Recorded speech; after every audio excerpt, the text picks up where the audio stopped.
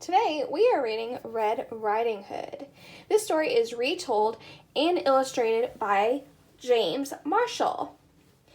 I love the illustrations in this book. I think that he does a great job of showing you what the characters look like, and he brings these characters to life really well in our story today. So let's get started reading Red Riding Hood.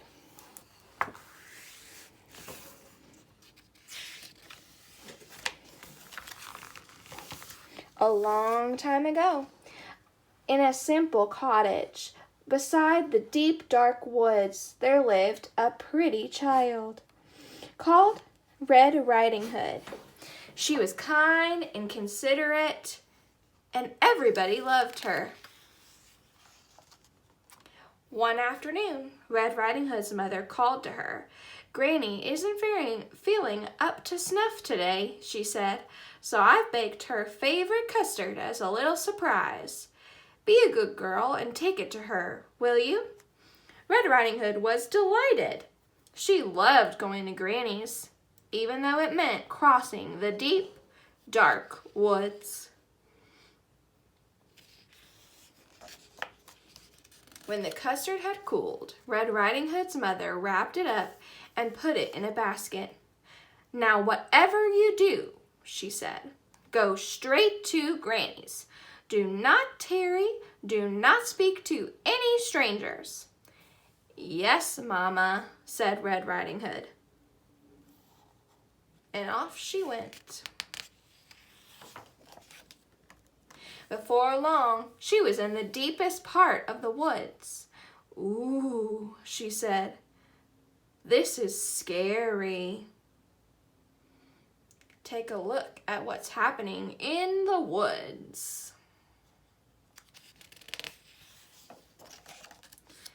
Suddenly, a large wolf appeared. "Good afternoon, my dear," he said. "Care to stop for a little chat?" "Oh, gracious me," said Red Riding Hood. "Mama said not to speak to any strangers."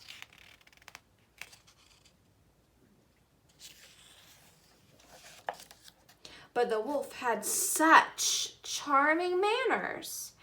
"And where are you going, sweet thing?" he said. "I'm on my way to visit Granny, who lives in the pretty yellow house on the other side of the woods," said Red Riding Hood. "She's feeling poorly and I'm taking her a surprise." "You don't say," said the wolf.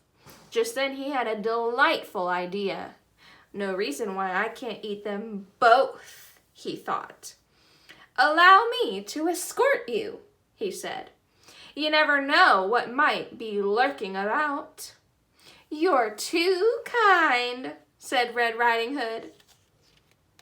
You can see in the picture that he's looking around to see who's watching. He has given her his paw. He's trying to gain her trust.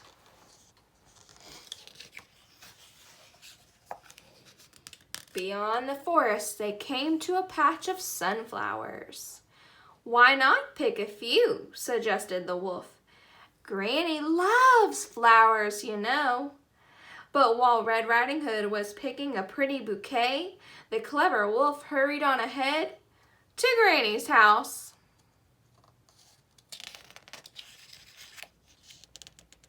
So he distracted Red Riding Hood. And now the wolf is off. "Who is it?" called out Granny. "It is I, your delicious, darling granddaughter," said the wolf in a high voice. "The door is unlocked," said Granny.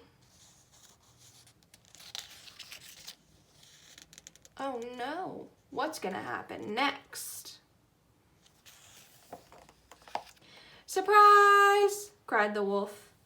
Granny was furious at having her reading interrupted. "Get out of here, you horrid thing!" she cried.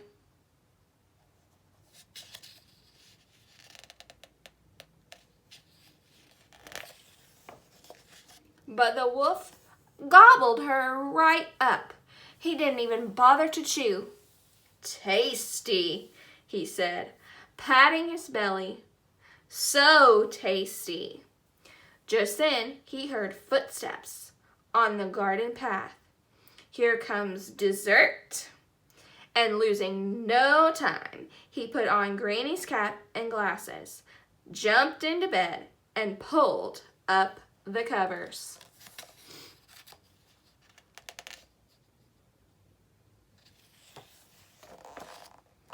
"Who is it?" he called out in his sweetest granny voice. "It is I, your little granddaughter," said Red Riding Hood. "The door's unlocked," said the wolf.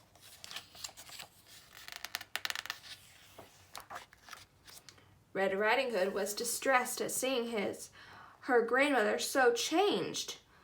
"Why, Granny," she said, "what big eyes you have." "The better to see you with, my dear," said the wolf.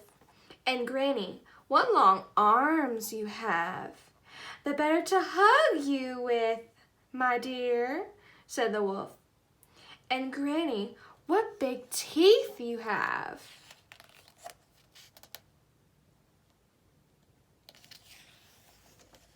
"The better to eat you, my dear," cried the wolf. How do you think Red Riding Hood is feeling now that the wolf is yelling at her and in her face with those sharp, sharp teeth? And he gobbled her right up. "I'm so wicked," he said, "so wicked."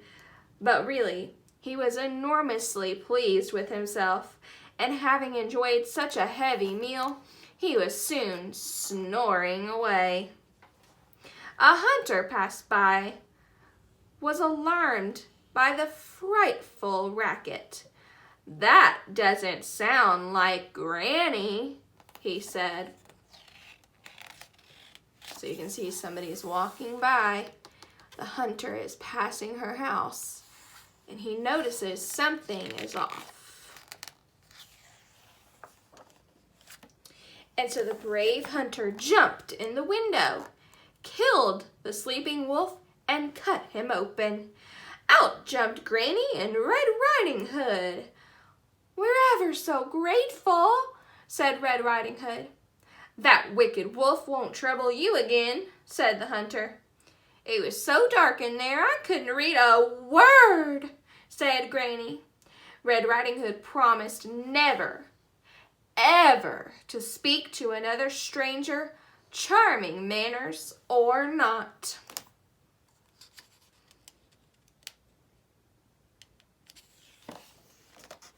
And she never did. You can see Red Riding Hood's face saying no to the crocodile. I hope that you enjoyed our story, Red Riding Hood.